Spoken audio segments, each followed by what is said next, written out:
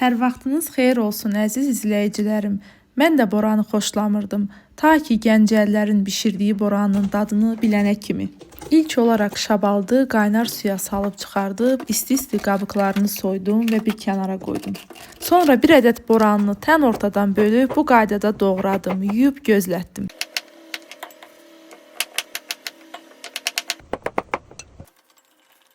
Beş ədəd orta ölçülü soğanları da doğradım.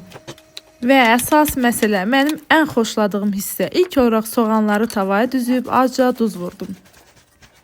Üzərinə bir qat əvvəlcədən yuduğum bir stəkan yarım uzun düyünü, yumru düyüm yox idi deyə uzun düyüdən istifadə etdim. Boranı, şabalıt, zəfəran, ərik qurusu, turşu və kişmişi əlavə edib biraz da duz səpdim. İkinci qatını da eyni qaydada yığıb, üzərinə qoz ləpəsi, kərə yağı əlavə edib, 4 xörək qaşığı şəkər tökdüm və 2 stəkan suyunu da əlavə edib vamodda ocağa göndərdim. Əziz izləyicilərim, onu da qeyd edim ki, bəzi bölgələrdə boranıya qoz ləpəsi, şabalıt istifadə edilmir. Mən zövqə görə əlavə etdim. İnanın, mən də bu yaşıma kimi belə dad görməmişdim. Hörmətli izləyicilərim, mən tənqidə açıq birisiyəm. Təhqir olmadığı halda hər kəs öz fikrini açıq şəkildə rəydə bildirə bilər.